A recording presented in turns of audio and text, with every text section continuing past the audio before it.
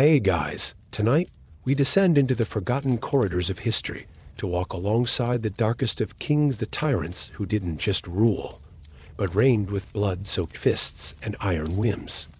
You're about to trudge through cities where screams echo from stone walls, where cruelty isn't just punishment, it's policy. The air around you is dry and thick with the dust of a ruined empire. The streets aren't paved, they're layered in the pain of generations. Beneath your feet, the ruins of Nineveh creak, as if remembering every cracked whip, every scorched scroll, every vanished soul. Welcome to ancient Assyria, home to Ashurbanipal, the king who made cruelty an institution. You might think you're tough, but truthfully, you probably won't survive this stroll through his archives. So, before you get comfortable, take a moment to like the video and subscribe, but only if you genuinely enjoy what I do here. And let me know where you're watching from and what time it is where you are. Now, dim the lights. Maybe turn on a fan for that soft background hum, and let's ease into tonight's journey together.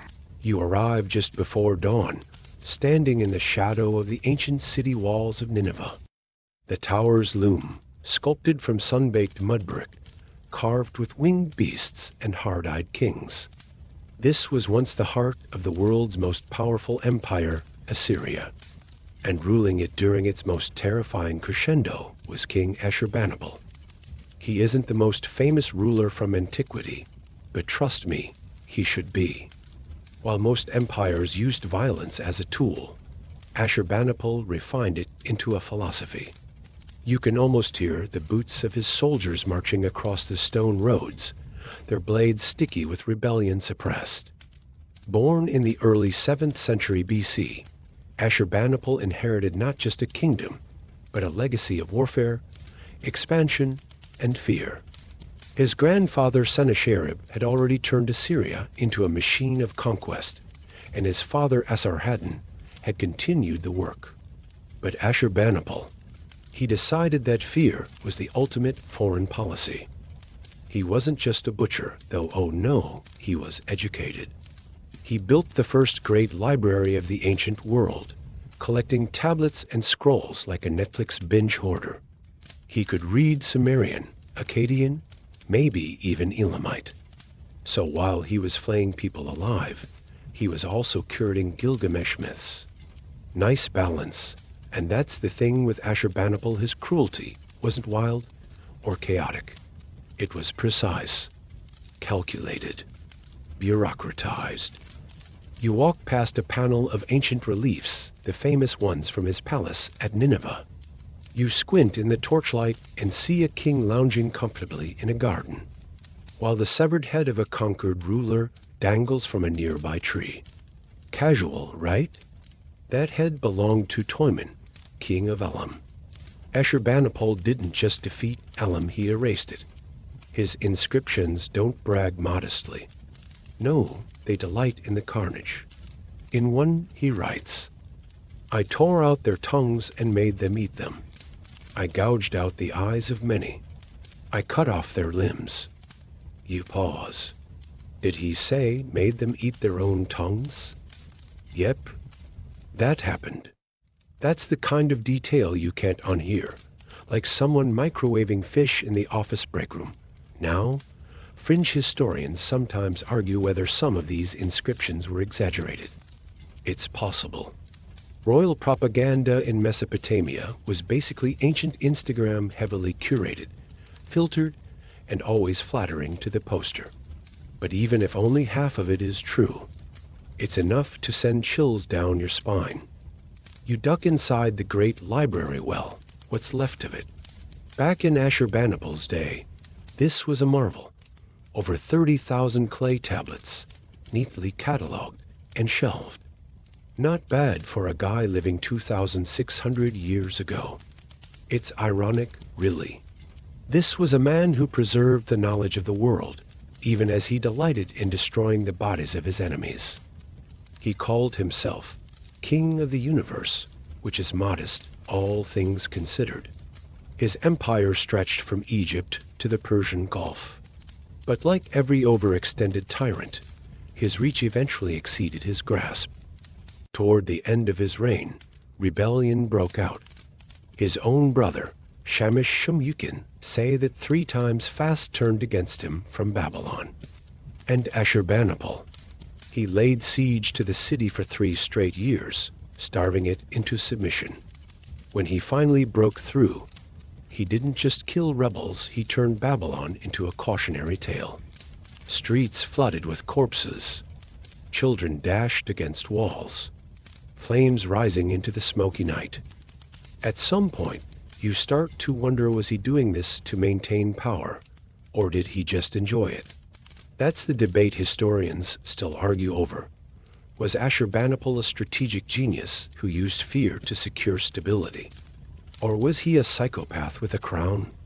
There's no diary to consult, no therapist's notes, just carved stone boasting of horrors and quiet ruins whispering secrets.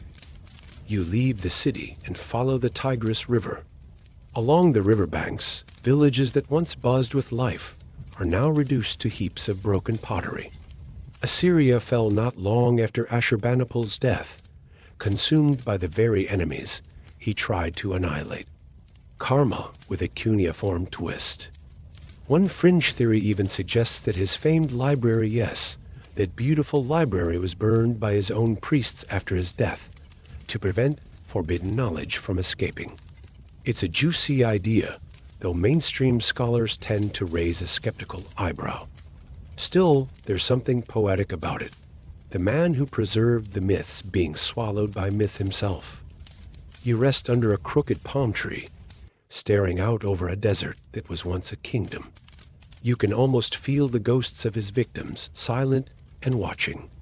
The stones remember. They always do, and Ashurbanipal. He watches too from a broken relief, eyes wide, beard carved with obsessive detail. A scholar, a torturer, a ruler who wanted to be remembered forever. Well, mission accomplished. The sun scorches your shoulders as you step forward in time and southward into Egypt, that ancient river-fed cradle of gods and gold. But tonight, it isn't pyramids or mummies or cat gods that beckon you. It's the strange, sun-obsessed world of Pharaoh Akhenaten. A king so peculiar, so divisive, that some scholars refuse to call him cruel, while others insist he nearly destroyed Egypt from the inside out.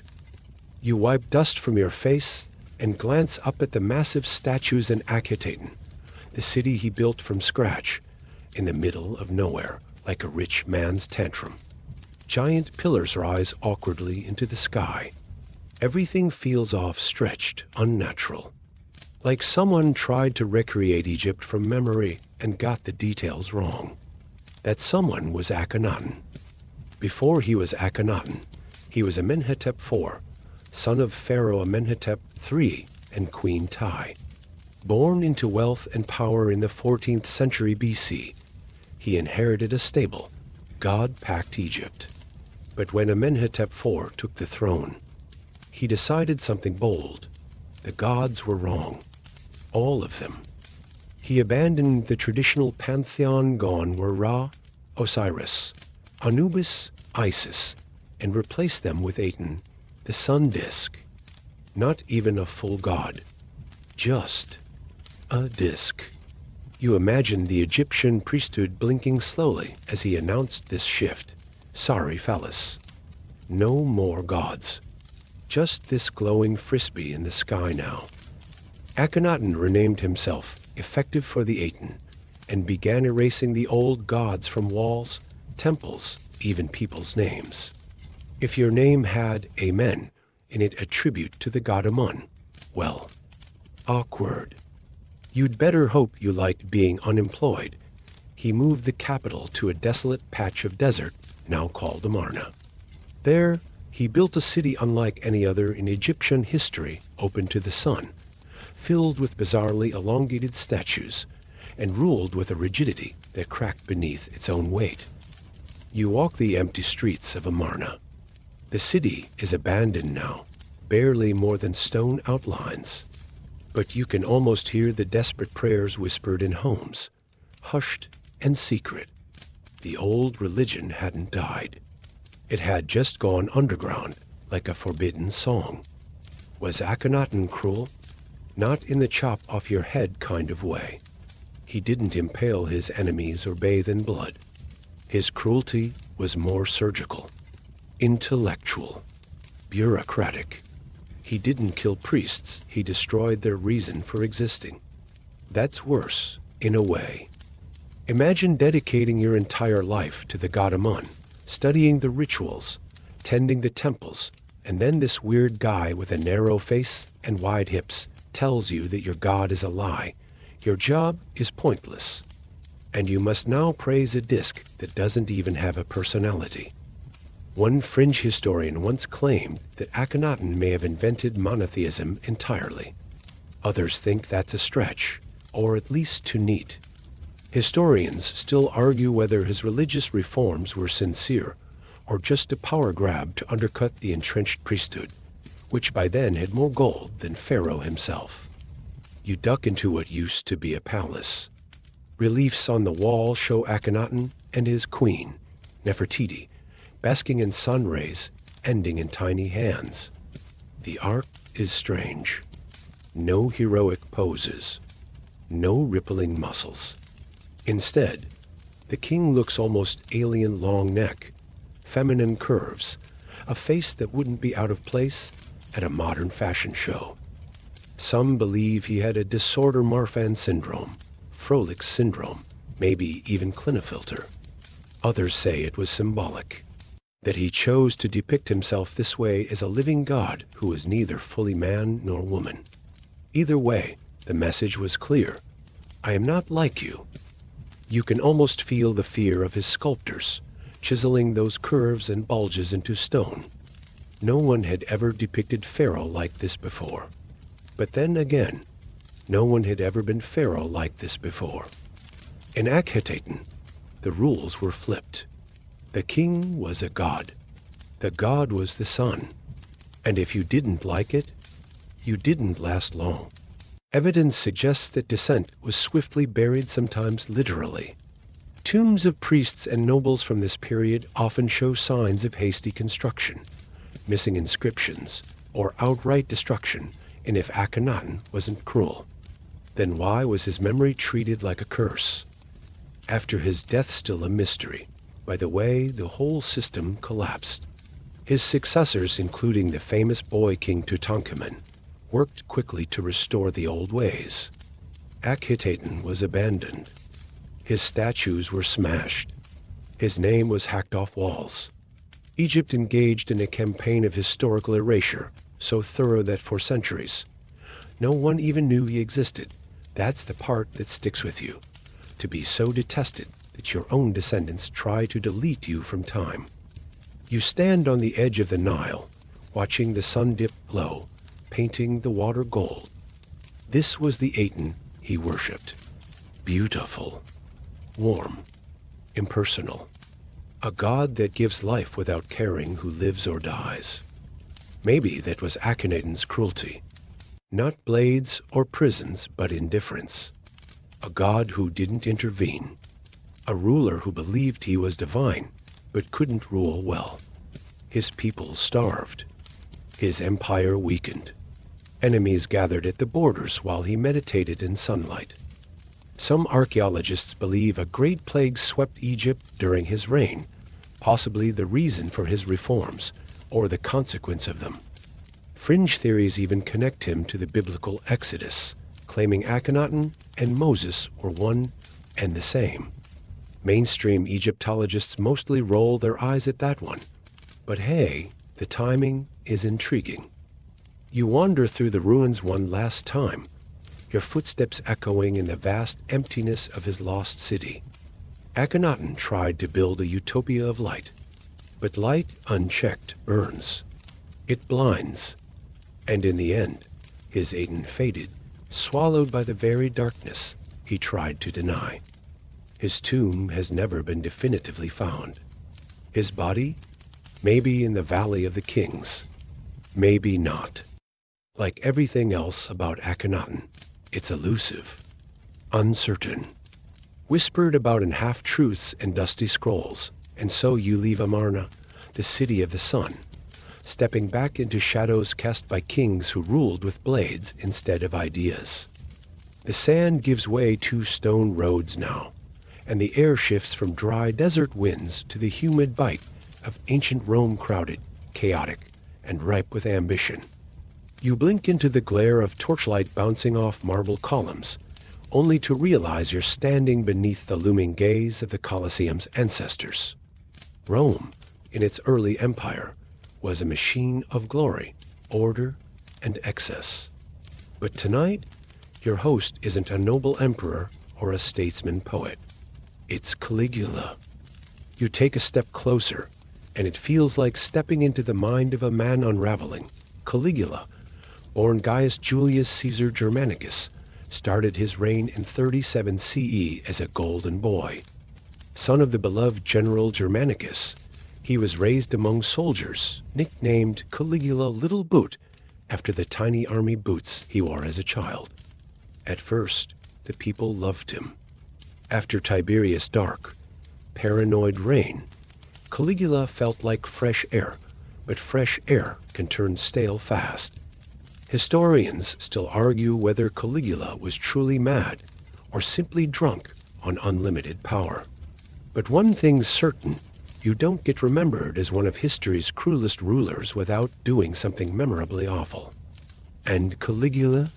He turned cruelty into spectacle.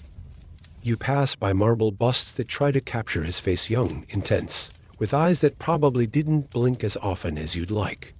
Suetonius, the gossipy Roman biographer, tells us Caligula did unspeakable things. He supposedly murdered for fun, laughed at suffering, and once wished the Roman people had a single neck so he could cut it in one swing, poetic, in a throat-slashing kind of way. His early reign gave Rome hope. He recalled exiles, ended unfair taxes, gave bonuses to the army. But then, just a few months in, something changed. Fever, poisoning, or maybe just the pressure of inherited divinity, whatever it was. He emerged from illness as a different man. Paranoid, erratic, unhinged. He started demanding to be worshipped as a living god. Statues of Jupiter were decapitated and replaced with his own likeness. He built temples to himself. Not metaphorically literal temples, complete with priests and sacrifices. You half expect to find a Yelp review. Too much ego, not enough ventilation. One day, he gathered his Senate and announced that he'd had a conversation with the moon goddess. Another day, he declared war on the sea and ordered his soldiers to collect seashells as spoils of victory. Historians still debate whether this was satire, insanity, or performance art centuries ahead of its time, but the laughs died quickly. Caligula didn't just abuse power, he taunted with it. He forced senators to run alongside his chariot like servants. He humiliated Rome's elite, slept with their wives, then bragged about it at dinner. If anyone objected, disappeared, executed, forgotten. One senator reportedly asked for financial help. Caligula responded by having him thrown off a cliff. You creep into one of the palace's darker chambers. The torchlight flickers across mosaic floors and polished walls. Somewhere nearby, the sounds of screams echo faintly, like the memory of cruelty embedded in stone. He loved executions, not just as punishment, but as theater. He once delayed the beheading of a prisoner, just so he could watch it while eating lunch. At banquets, he sometimes pointed at guests and ordered their deaths mid-course. Picture dining with someone who might decapitate you between salad and dessert. And then there's Incitatus, his beloved horse. You've heard the joke, right? That Caligula made his horse a consul. That he built the animal a marble stable and a jeweled collar. That the horse had a house, complete with servants. It's real. Well, maybe. Some scholars say it was sarcasm, Caligula mocking the Senate by suggesting even a horse could do their job. Others believe he truly intended to elevate Incitatus to high office. Honestly, You can almost see him whispering foreign policy into its twitchy ear. Either way, the horse fared better than most humans under his rule. What really tips the scale from madcap to malevolent is his growing obsession with torture and fear. He didn't just kill people, he made them suffer. Slowly. Publicly. One historian claimed he often repeated the phrase, "Let them hate me, so long as they fear me," a sentiment that's very on brand for tonight's lineup. Now, here's a fringe theory to chew on. Some researchers believe Caligula might have had temporal lobe epilepsy. It can cause hyper-religiosity, paranoia, and emotional outbursts, traits that pepper his profile like dark confetti. Others think he was simply the product of unrestrained power and childhood trauma. After all, he grew up surrounded by poisonings, forced suicides, and backroom plots. Rome wasn't exactly preschool friendly. But context doesn't excuse the cruelty. It only explains how a man becomes a monster. The palace corridors grow tighter now, as if even the architecture was nervous around him. You pass a chamber where his sister, Drusilla, once lived. He was obsessed with her, worshipped her. Rumors ugly, persistent ones suggest a relationship that crossed lines no brother and sister should. When she died, he declared her a goddess. No mourning, just deification. He also bankrupted the empire. Lavish games, unnecessary building projects, and plain old egomania drained the treasury. Once the money ran out, he resorted to seizing estates, auctioning senators' lives, and charging fees for things like watching executions. You can practically hear the marketer pitching it. Come for the blood, stay for the snacks. Eventually, the people who lived closest to Caligula, the ones who saw him behind the curtain, had enough. In 41 CE, just 4 years into his reign, he was stabbed to death by members of the Praetorian Guard. Repeatedly. Brutally. They say his body was left in an alley for hours. Even his wife and daughter were murdered, as if Rome wanted to erase not just the man, but the memory of him. You step over the faded traces of a crimson mosaic, wondering how many feet once danced or stumbled across this blood-stained floor. The Colosseum hadn't been built yet, but Caligula laid its foundations in spirit. Cruelty as entertainment, death as policy, madness as government. Was he insane? Was he evil? Historians still argue whether Caligula was truly mad or simply corrupted by power beyond what any mortal could bear. The truth likely lives somewhere in between, buried beneath centuries of gossip, propaganda, and broken marble. As you leave the ruins of his palace, you can't help but glance over your shoulder. Somewhere, perhaps in the shadows of the Senate or the reflection of a torch on cold stone, his grin still lingers because cruelty like his doesn't vanish. It echoes. You find yourself now in the dense, foggy woods of medieval Scotland, where the air tastes of peat smoke and cold, damp earth. The landscape feels wild, untamed, just like the man you're about to meet, Robert the Bruce. Not the hero you might expect from history books, but a king whose path to power was soaked in betrayal, blood, and a ruthless ambition that earned him his place among the cruelest rulers. The year is 1306, and Scotland is in chaos. England's King Edward I, known as the Hammer of the Scots, has been cracking down hard on Scottish resistance. Robert Bruce, a nobleman with royal blood but an uncertain claim, has decided it's time to strike. But his path isn't marked by noble deeds alone. It's littered with harsh choices that still divide historians today. You step through the muddy courtyard of a small castle, the air thick with tension. Here, Bruce's most infamous act took place a moment that sent shockwaves through the realm. He killed his rival, John Comyn, the Red Comyn, inside a church. A church. You'd think that'd be a no-go zone, right? Well, apparently, not for Robert. This wasn't just a squabble over land or honor. It was a cold-blooded murder that shattered religious sanctuary laws and stunned the kingdom. The legend says Bruce stabbed Comyn multiple times, then left him bleeding on the church floor while fleeing for his life. A sacred place turned crime scene. You can almost hear the gasps from the courtiers, the outrage from the clergy. Even back then, this was seen as crossing a line. Killing a rival was one thing, but violating a church's sanctity was sacrilege. Some argue Bruce had no choice. Others say it was pure ambition dressed up as destiny. After the murder, Bruce was excommunicated. That meant eternal damnation in medieval eyes. But he didn't care. He crowned himself king shortly after and waged a brutal guerrilla war against the English occupiers. His soldiers burned villages, executed captured enemies, and took no prisoners. Cruelty became a tool, a weapon of survival. Yet, to the Scottish people, he was a liberator, a symbol of resistance against English tyranny. That's the tricky part with Robert the Bruce.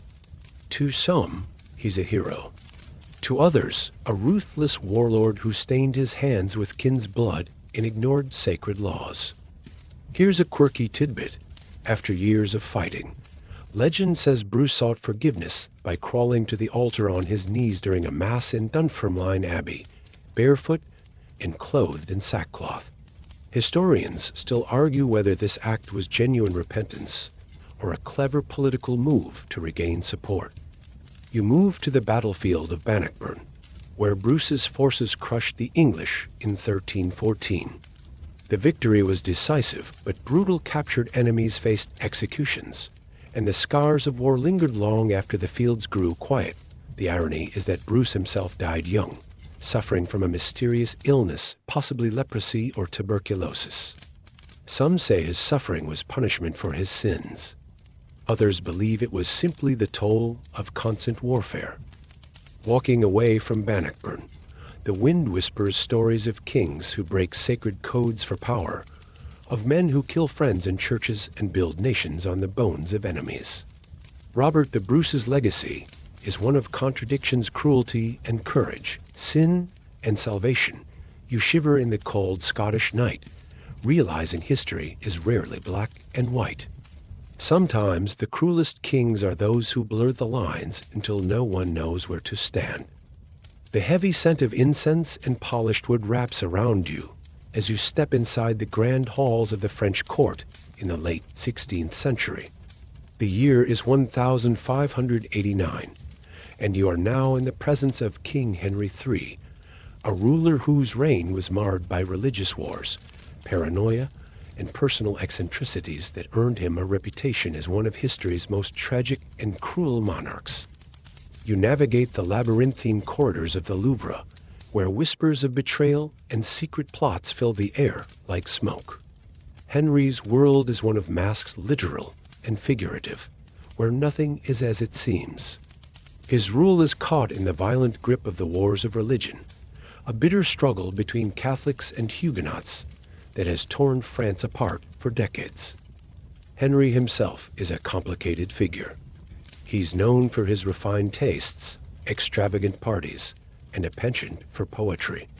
But beneath the surface lurks a man driven by fear and desperation, haunted by assassinations, shifting alliances, and the constant threat of death.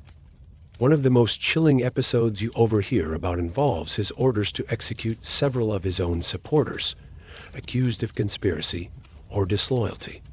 The court's atmosphere is one of suspicion so thick it feels like you could slice it with a dagger. Henry's paranoia leads to harsh punishments, imprisonments, and sudden disappearances. Noblemen vanish overnight, their estates seized or destroyed. You pause before a gilded mirror and catch a glimpse of the king's pale, delicate features, a stark contrast to the ruthless decisions he makes. His enemies whispered he was effeminate, fragile, and indecisive, qualities that in his time were often twisted into signs of weakness or madness. Some speculate that he suffered from mental illness, exacerbated by the immense pressures of ruling a fractured nation. A quirky detail surfaces. Henry was deeply superstitious, obsessed with omens and astrology. He reportedly consulted soothsayers and was influenced by bizarre rituals aimed at protecting his reign. Historians still argue whether this superstition was genuine belief or a strategic ploy to manipulate courtiers. The night grows darker, and so does the tale. Henry's final days are a slow unraveling. With enemies closing in, he is assassinated by a fanatic monk, a grim reminder that kings, no matter how powerful, are vulnerable to the rage of the desperate. You linger by the window, looking out over the restless city of Paris, where religious fervor and political chaos mingle in the streets. Henry's legacy is a cautionary tale of a king caught between worlds, whose cruelty was less about sadism and more about survival in a time when betrayal was currency and trust a luxury few could afford. As you turn to leave, you can't help but feel the weight of history, pressing down the crushing burden carried by those who wear crowns in times of fire and fear. You cross the channel now, the salty breeze carrying whispers of intrigue and ambition from the Tudor court of England. The year is 1540, and Henry VIII is firmly in his prime a king, as notorious for his ruthless political maneuvers as for his many marriages. You're stepping into a world where love, power, and cruelty collide, and the stakes are nothing less than the fate of a kingdom. Henry VIII is a man who demands obedience and adoration, and woe to those who disappoint him. His reign marks the terrifying ascent of royal absolutism, where the king's word is law and assent is met with swift, often brutal punishment. You find yourself wandering the corridors of Hampton Court Palace, imagining the echoes of footsteps belonging to courtiers who knew the cost of falling out of favor. One of the most infamous tales is that of Anne Boleyn, his second wife. You've probably heard the highlights. The beautiful lady who captivated Henry, only to lose her head less than 3 years later. But there's more beneath the surface, the story of a king's ego, paranoia, and political desperation spiraling into cruelty. Anne was charged with treason, adultery, and witchcraft, accusations that historians still debate as likely fabricated. Her trial was a farce, a show designed to justify Henry's desire to marry Jane Seymour. You almost hear the hush of whispers behind the tapestries. How could a queen be guilty of such crimes overnight? The answer was simple. She was a victim of royal will, a scapegoat sacrificed to maintain the king's image and authority. You can almost feel the cold steel of the executioner's blade and the chill of the block where Anne met her end, a reminder that power in Henry's court was as fragile as the necks of those who dared challenge him. But Henry's cruelty wasn't limited to his wives. His reign saw the dissolution of the monasteries, a massive seizure of church lands and wealth that displaced thousands of monks, nuns, and peasants. The economic upheaval caused by these acts plunged many into poverty, igniting rebellions that Henry crushed with brutal efficiency. One such uprising, the Pilgrimage of Grace, was crushed with mass executions and harsh reprisals.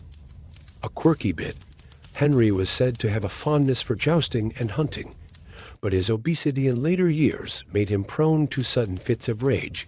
Some courtiers speculated his anger might have been fueled by painful leg ulcers or diabetes. Whatever the cause, his temper was legendary and deadly.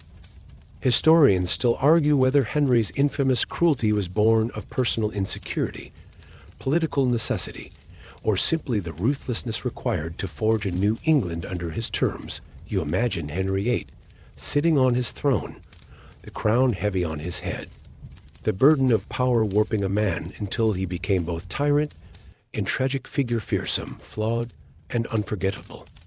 Now you're swept away to the fiery deserts of the Ottoman Empire, where the sprawling palace of Topkapi rises like a mirage.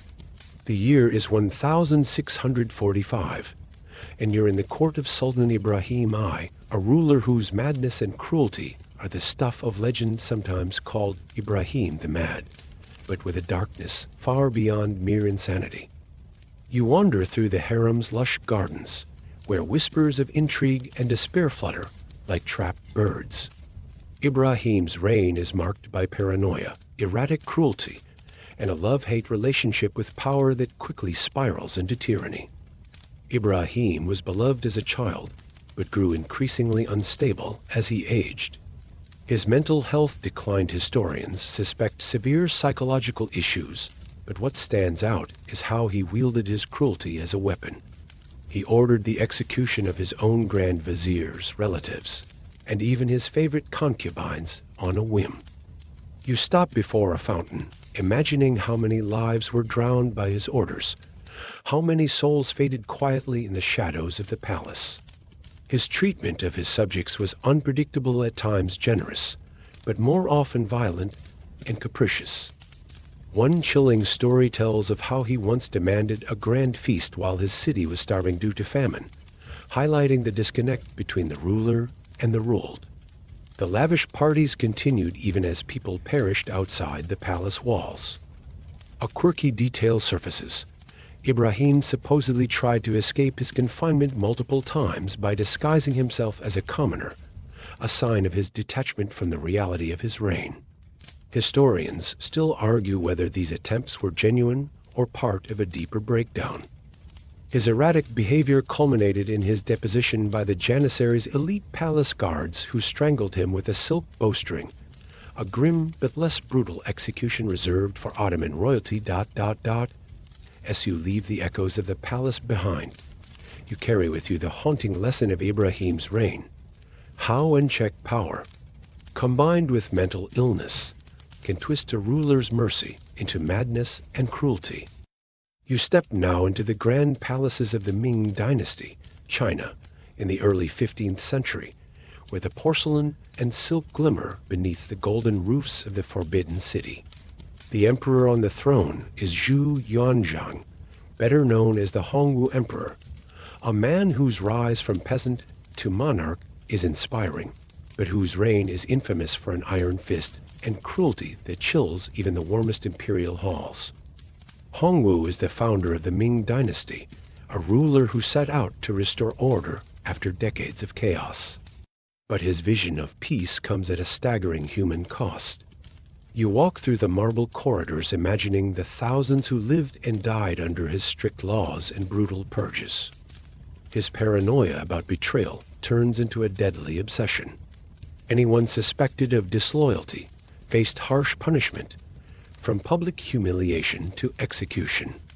One infamous law required families to report each other's crimes, breeding fear and suspicion that tore society apart. You can almost hear the distant cries from the prisons and the clatter of executioners' axes echoing through the imperial city. Hongwu ordered mass purges of officials and scholars, sometimes for the slightest perceived offense, once even for failing to properly decorate his temple. One notorious example is the literati purge, where hundreds of scholars were executed or imprisoned for expressing dissent. You imagine a scholar sneaking forbidden books, only to be caught and sentenced to death for questioning imperial authority. A quirky, if grim, tidbit, Hongwu was obsessed with hygiene and personal discipline, reportedly using crocodile dung as sunscreen and a hair tonic, an odd detail that leaves you wondering about the lengths rulers went to control both their image and their health. Historians still argue whether his ruthless policies were necessary to stabilize a war-torn country or simply the acts of a paranoid tyrant. As you stand beneath the red pillars, you feel the weight of a ruler determined to shape an empire with an iron will, where cruelty was less about cruelty itself and more about control, order, and an unyielding vision of power. The cold winds of the Russian steppes brush against your face as you enter the imposing Kremlin walls in the mid-16th century. The year is 1547, and Ivan IV, better known to history as Ivan the Terrible, is seated on the throne, a man whose name still sends shivers down the spines of those who remember his reign. You walk through the shadowed halls of his palace, sensing the palpable tension that clings to the walls. Ivan is a ruler consumed by suspicion and wrath, a man whose cruelty became a defining feature of his rule. His reign marks a brutal transformation of Russia into a centralized state, but at an unimaginable human cost. You hear the echoes of the Oprychniki, his personal secret police, clad in black, roaming the streets like death incarnate. They enforced Ivan's will with terrifying efficiency, executing nobles, clergy, and peasants alike, accused of treason or disloyalty. Families disappeared overnight, their estates seized or burned to the ground. The Tsar's cruelty was famously personal too. The tragic story of his son, Ivan Ivanovich, is a grim highlight. In a fit of rage, Ivan struck his heir with a staff, killing him instantly. Imagine the horror, the future of the dynasty, snuffed out by the father's own hand. Historians still argue about how much this incident shaped the future of Russia's monarchy. You find yourself drawn to the imposing walls of the fortress at Oprychnina, where Ivan ruled with absolute power, suspending laws and unleashing terror on anyone deemed a threat. His campaigns against the boyars, the noble class, were ruthless, designed to crush any opposition and secure his grip on power. A quirky detail emerges. Ivan was known to have a deep love for music and poetry, often composing melancholic verses about fate and death. One more reminder that even the cruelest kings are complicated, with layers beyond their brutal public persona. You leave the Kremlin, the cold Russian dusk settling in, carrying with you the heavy knowledge of a king who shaped his nation through fear, violence, and a wrath that echoed for centuries. You feel the temperature shift again, this time a sticky, humid heat, as you make your way to the ancient city of Delhi in the early 14th century. The dusty wind carries the scent of incense and smoke, and the distant cries from the marketplace echo off the sandstone walls. Here, Sultan Muhammad bin Tughlaq rules over the Delhi Sultanate, a man whose intellect is undeniable, but whose rule is a bizarre fusion of ambition, cruelty, and catastrophe. Muhammad bin Tughlaq is no ordinary tyrant. He's educated, philosophical, even visionary. You walk through the quiet chambers of his court, where scholars debate theology and strategy, but you sense a deeper undercurrent, one of fear. His intelligence is matched only by his volatility. He introduces sweeping reforms with ruthless speed, some brilliant, others utterly disastrous. Like the time he decided to move the entire capital from Delhi to Daulatabad, hundreds of miles away, forcing the population to relocate. You picture entire families dragged through the brutal terrain, dying by the thousands from exhaustion, starvation, and disease. Even worse, he then changed his mind and forced everyone to move back. You can almost hear the grumbling of overburdened oxen and the crack of whips on the weary. It's not just mismanagement, it's cruelty cloaked in idealism. He punishes failure harshly, even when it's his own plans that doomed his subjects. Rebels are impaled on stakes, dismembered in public, their remains left as warnings. A quirky tidbit: Muhammad was fascinated by currency reform and introduced a new coin system using brass and copper. But counterfeiting exploded overnight, and the economy collapsed. His solution? Execute anyone caught with fake coins, never mind that half the empire couldn't tell the difference. Historians still argue whether Muhammad bin Tughlaq was a misunderstood genius ahead of his time, or a deluded monarch who drove his empire into chaos through unchecked arrogance. You leave the ancient city with the strange sense that this king might have ruled the world. If only someone had been brave enough to say no before he led them off a cliff. The scent of wine and iron greets you now as you find yourself walking the cobblestone streets of 15th century Wallachia. Bats flutter across a moonlit sky, and in the distance, the dark spires of Poneri Castle loom like jagged teeth. You're in the land of Vlad III, known far and wide by a much darker name. Vlad the Impaler. Yes, that Vlad, the real-life inspiration for Dracula. But forget the fangs and capes. The truth is far more chilling. You tread carefully, because this isn't a court where courtiers whisper and scheme. This is a battlefield where Vlad rules with brutality so theatrical, even his enemies shudder. His favorite method of execution impalement is not just a tool of death, but a spectacle of fear. Victims are hoisted onto sharpened stakes and left to writhe in agony for hours, sometimes days. You pass fields where, according to chroniclers, thousands of bodies once stood like grotesque forests, enemies of the state, common thieves, even rival nobles. One particularly infamous tale tells of a feast Vlad hosted among the impaled bodies, calmly eating as if nothing were amiss. You can almost see it, the flickering torchlight, the eerie silence broken only by the soft crunch of roasted meat and distant, dying gasps. But it's not all gore. Vlad was a skilled military strategist who defended his homeland against the encroaching Ottoman Empire with terrifying efficiency. He created a fear-based deterrent system. Invade Wallachia, and you'll see your own army's entrails decorating the roadside, a quirky twist. Vlad once sent 24,000 gold coins to the Ottomans delivered by corpses of Ottoman envoys nailed to their saddles. Diplomacy Vlad style. Historians still argue whether Vlad was a sadistic butcher or a national hero who did what he had to in an age of endless invasions. Some Romanians revere him to this day as a patriotic warrior king. You climb the final steps to the top of the ruined castle, the wind whipping around your ears. From here, you glimpse the shadow of a throne built not from gold, but from dread. Vlad's cruelty wasn't mindless, it was methodical, psychological, designed to burn his name into the fears of generations.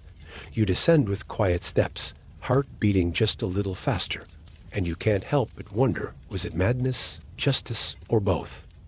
You drift south now, through tangled jungles and rivers thick with mist, until you find yourself in the heart of the Khmer Empire, present-day Cambodia, in the early 12th century. The majestic towers of Angkor Wat rise like lotus blossoms against the humid sky, but the beauty masks something far darker. You are in the reign of King Suryavarman II, remembered for splendor, yes, but also for bloodshed and an empire built atop bones. Suryavarman II is best known for constructing Angkor Wat, one of the most breathtaking architectural achievements in human history. But as you run your fingers across the cool sandstone walls, you realize each block was hauled, carved, and stacked through sheer human suffering. Tens of thousands of laborers, slaves, and war captives died to raise this heavenly city from the jungle floor. You wander deeper into the temple complex, where intricate carvings depict both divine beauty and brutal conquest scenes of gods and demons locked in eternal battle, but also of kings crushing their enemies beneath gilded sandals.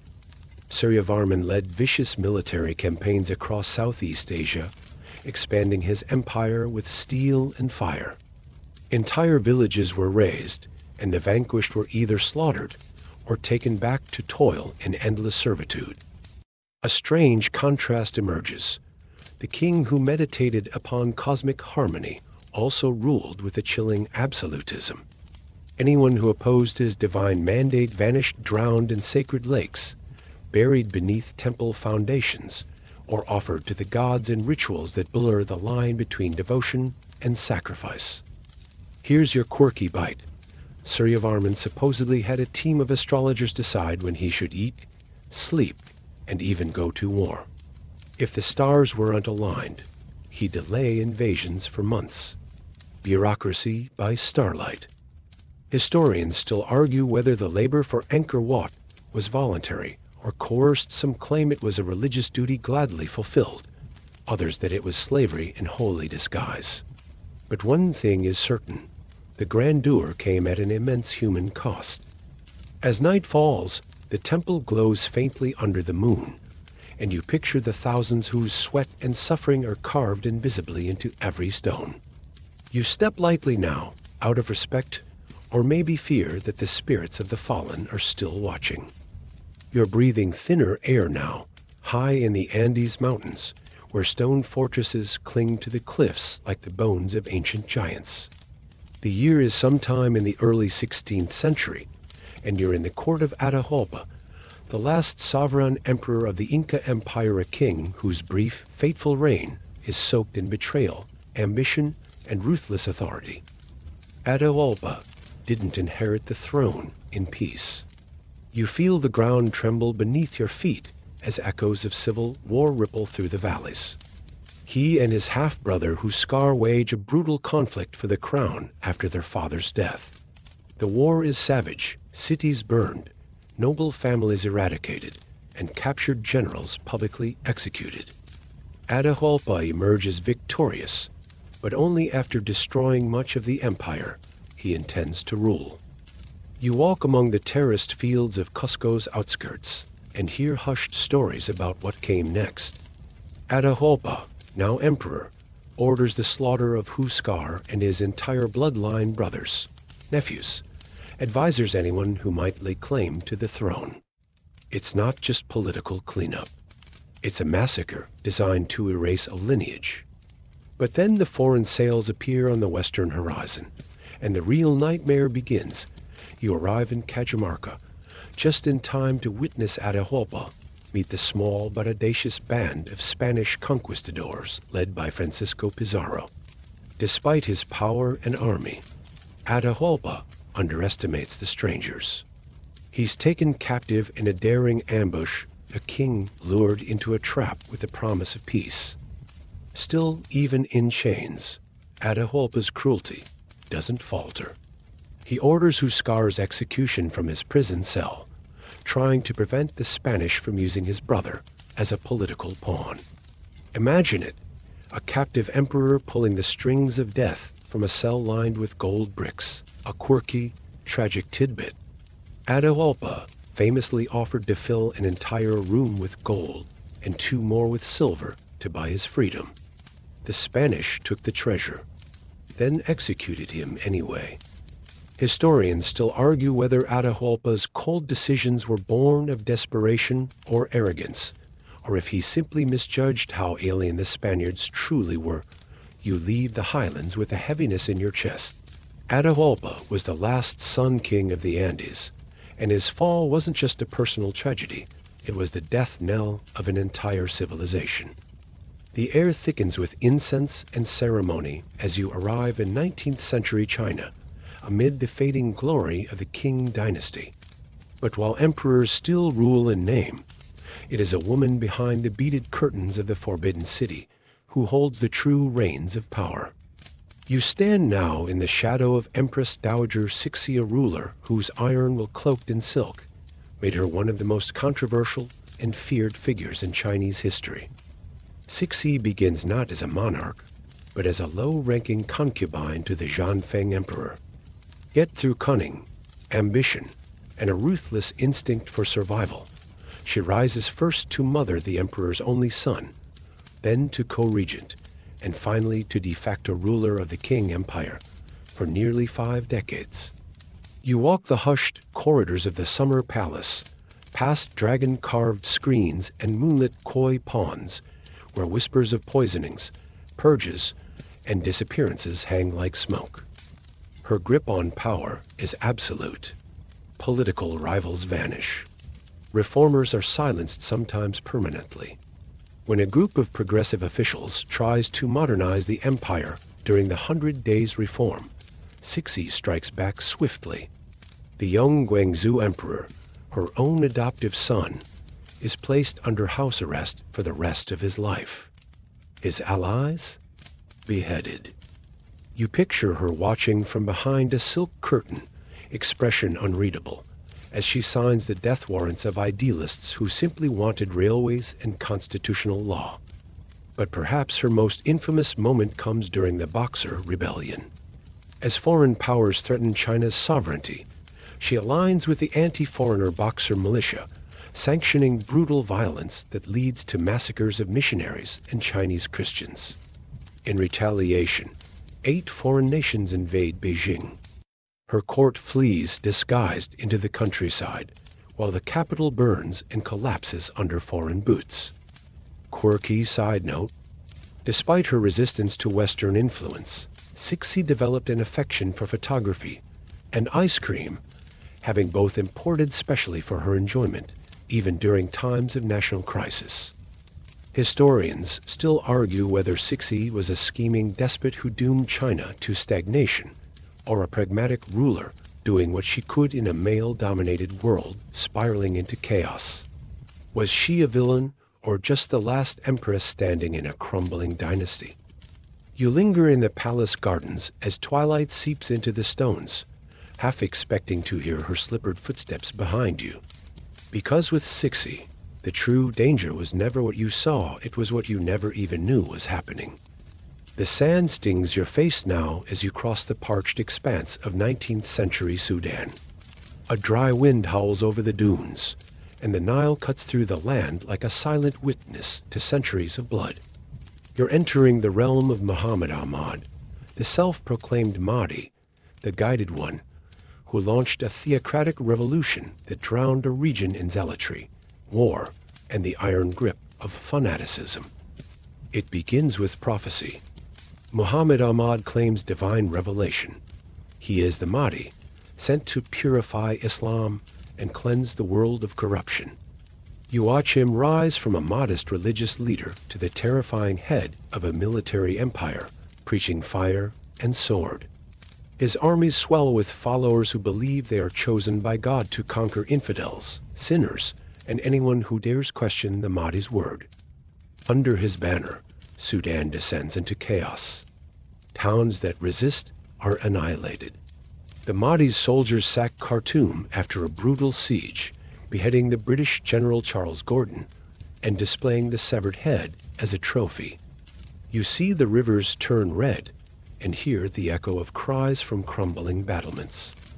But it's not just war, it's control. The Mahdi enforces a puritanical regime where music is banned, dress is regulated, and dissent is punished with floggings or death. People vanish overnight. The punishment for theft? Amputation. For blasphemy? Execution. You feel the fear in every marketplace. Every prayer gathering obedience is survival. And here's your curious tidbit. The Mahdi had his own flag, his own calendar, and even restructured the week with a personal holy day. Time itself bent to his will. Historians still argue whether Muhammad Ahmad was a divine visionary trying to rescue Sudan from colonial domination, or a brutal cult leader who exploited faith to impose tyranny. Eventually, the Mahdi dies suddenly, possibly from typhus. But the damage is done. His successor rules with equal severity, and the war drags on, leaving a scar that Sudan still feels today. Now, the wind quiets. The dunes settle. And as you gaze across the desert, the silhouettes of broken mosques and scorched towns fade into the horizon, leaving only silence. Let's take a moment here to let the shadows ease. You've walked through centuries of cruelty, stared into the eyes of kings who ruled by fear, and felt the weight of decisions that crushed thousands, sometimes millions. But here in the hush of the desert, let your heart beat slow. The stars above those same stars that watched empires rise and fall are still steady. Breathe in, exhale slowly. The cruelty is part of the past now, stored safely behind you. Ahead, there's still more to see. But for now, you're safe. You've made it through another stretch of dark history, and somehow, you're still standing. There's strength in that. And maybe, just maybe, a quiet hope tucked between the pages of old nightmares. Now close your eyes for a moment longer. You're doing just fine. You wake to the scent of gunpowder and muskets, the muffled clatter of boots on palace marble, and a strange dissonance of European elegance with Balkan rage. Welcome to Serbia, early 19th century, where Prince Milo Obrenović rules not with grace or diplomacy, but with an iron fist clenched tightly around the throat of a fragile nation. Milo rises during the Serbian uprisings against the Ottoman Empire, hailed at first as a hero, a liberator, a man of the people. But power has a way of changing people, or maybe just revealing who they really are. You walk beside him now as he builds his principality, and the stench of paranoia clings to the air. He doesn't tolerate rivals, not even family. You listen stunned, as stories circulate that Milo personally oversaw the slow death of political opponents, strangulations disguised as accidents, disappearances never explained, and executions justified by midnight confessions that no one witnessed. He surrounds himself with loyal enforcers and spies, ensuring that not even whispers of dissent make it past the doorframe. And his people, crushed beneath taxation, conscription, and heavy-handed law. Landowners complain, and their estates are seized. Merchants hesitate to pay bribes, and their shops mysteriously burn down. You walk through the marketplace and feel eyes shift away from you. Fear makes people silent. Here's your odd little nugget. Milo was so obsessed with maintaining personal authority that he reportedly kept all key state documents, treaties, legal rulings, tax orders locked in a wooden chest beneath his bed. Not exactly a modern filing system. Historians still argue whether Milo was a necessary strongman, forging Serbia's national identity in a brutal world, or just another autocrat dressed in the borrowed glory of revolution. Eventually, even his iron rule fractures.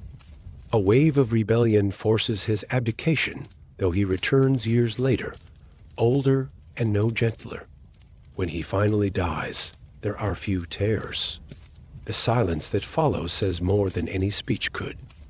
You leave Belgrade's echoing streets with the weight of small country tyranny pressing against your chest. Milo never ruled an empire, but the cruelty he wielded was no less sharp. You're in Paris now, but it's not the romantic city of cafes and accordion music. It's the 1790s, and the cobblestone streets run sticky with fear. The guillotine is the centerpiece of daily life, and crowds gather not for theater, but for executions. This is the reign of terror, and at its heart stands Maximilien Robespierre, the incorruptible, a man who loved virtue almost as much as he loved watching heads fall. You follow him through echoing chambers of the National Convention, powdered wig barely askew, eyes burning with unwavering conviction. Robespierre is no king, technically, but don't let that fool you. In these years, he wields power like any monarch, ruling by decree, cleansing by death. You can almost hear the blade slicing through humid summer air as he delivers yet another sermon about liberty, equality, and the necessity of purging enemies of the Republic. And enemies? Well, they include just about everyone. Former allies, political moderates, outspoken peasants, skeptical writers, even fellow revolutionaries who hesitate before signing death warrants. If you question Robespierre's vision, your fate is sealed. You watch as Georges Danton, once a close friend, is dragged off for execution, his booming voice silenced by steel.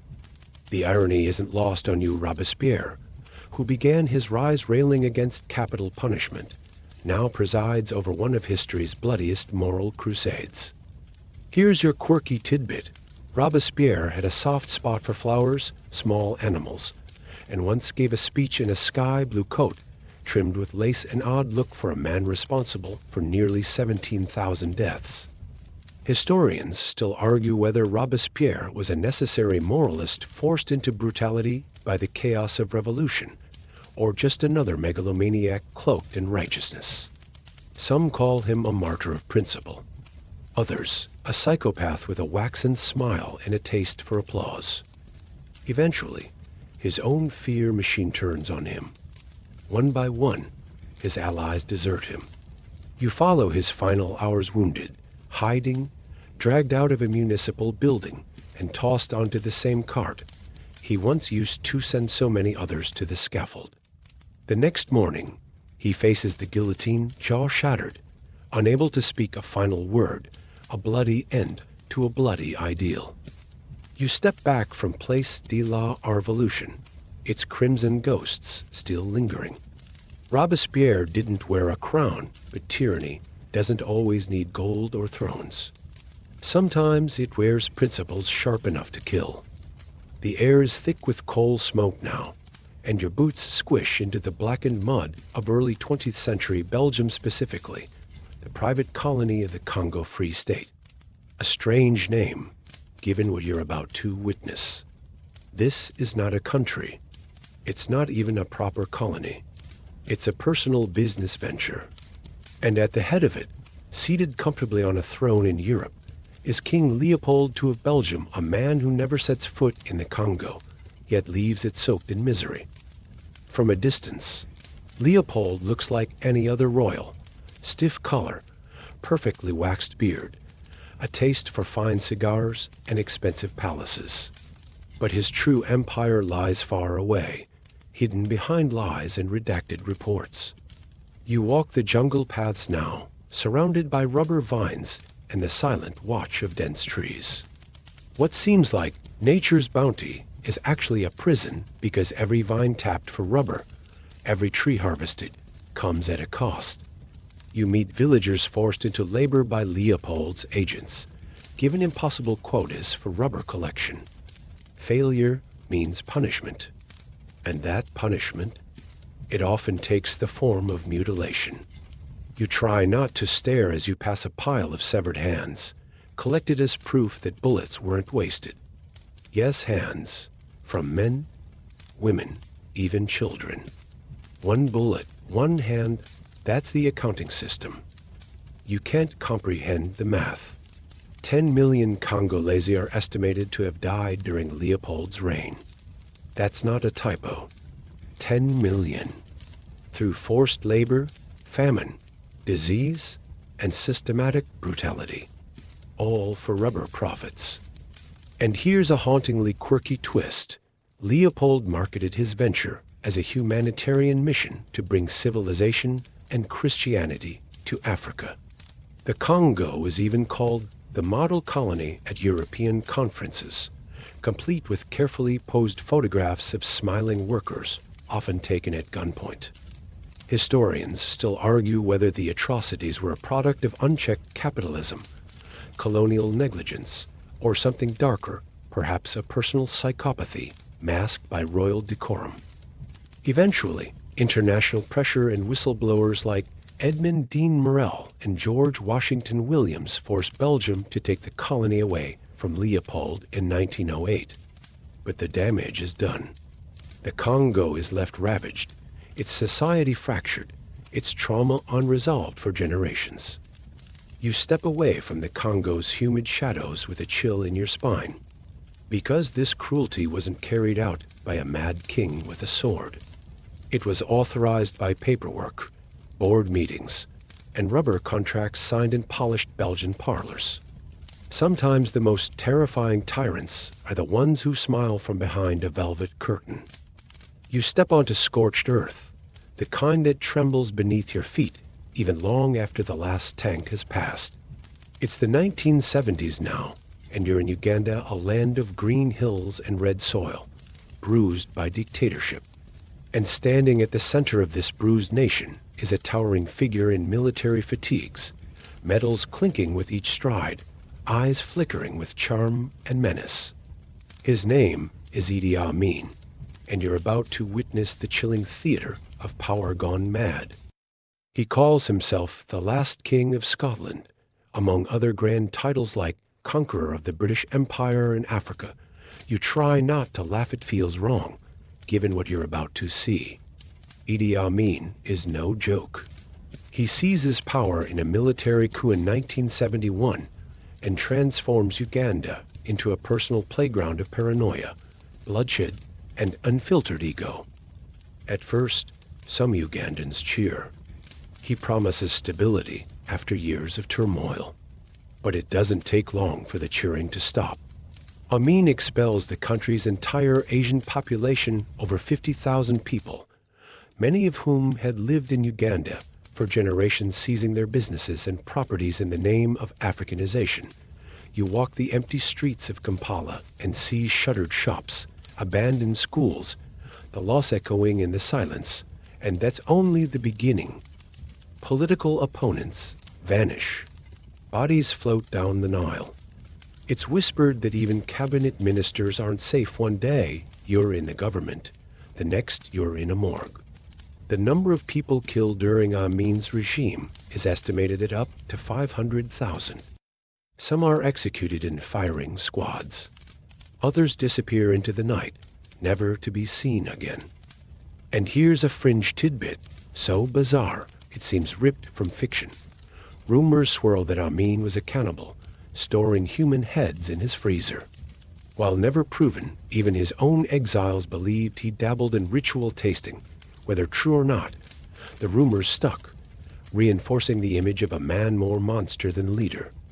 Historians still argue whether Idi Amin was simply mad, possibly affected by undiagnosed mental illness, or if he was a brutal opportunist who used madness as camouflage. Some claim he was a puppet propped up by foreign powers. Others insist he acted purely out of ego and vengeance. And yet, despite everything, Amin retained an unnerving charisma. Foreign diplomats described him as magnetic, even funny, until the punchlines turned into policies and the laughter curdled into screams. He rules for 8 years, leaving behind a nation in ruins. When Tanzanian forces invade in 1979, even his own soldiers begin to abandon him. He flees into exile, first to Libya, then Saudi Arabia, where he lives out his days in comfort, reportedly enjoying big-screen TVs, good food, and plenty of bodyguards. You stand now at the edge of Lake Victoria, its still waters reflecting the ghosts of those whose voices were never heard again. Idi Amin didn't just lead a country, he swallowed it whole. The late afternoon, sun casts long shadows across the rugged hills of northern Europe, and you find yourself stepping into the fierce world of Ivan IV, better known to history as Ivan the Terrible. The year is 1547, and Russia is on the cusp of transformation, teetering between medieval chaos and imperial ambition. You follow Ivan as he claims the crown of the first Tsar of all Russia, a title dripping with grandeur and dread. At first, Ivan is a visionary. He modernizes the state, expands Russian territory eastward into Siberia, and envisions a mighty empire. But alongside the reforms comes a dark shadow. You sense it creeping, a storm of paranoia, rage, and cruelty that will leave scars on the nation for centuries. Ivan's infamous Oprichnina, the secret police and private army, descends upon the nobility and anyone perceived as a threat. Entire towns are razed, their inhabitants slaughtered or exiled. You hear the clang of swords and the screams echoing through once peaceful villages. The Tsar's wrath is absolute, fueled by suspicion that enemies lurk behind every curtain. A chilling tale surfaces. During a violent quarrel, Ivan strikes his own son with a staff, causing a fatal injury. The crown prince dies, leaving a fragile heir and a shaken dynasty. You wonder if Ivan's outbursts were fits of madness or calculated terror, designed to keep everyone in line. Yet, Ivan also patronizes the arts, commissions the iconic St. Basil's Cathedral, and is a complex figure tangled in contradictions.